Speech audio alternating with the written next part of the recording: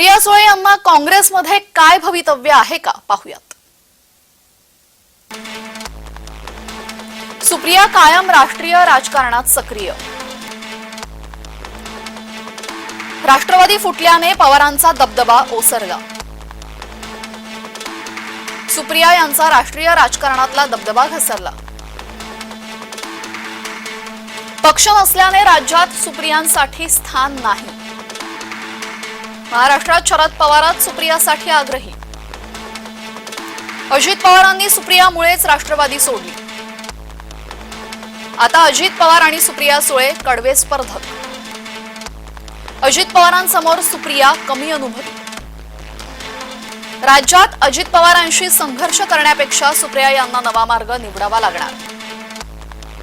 राज्यात भाजप आणि काँग्रेस हेच राष्ट्रीय पक्ष अस्तित्वात।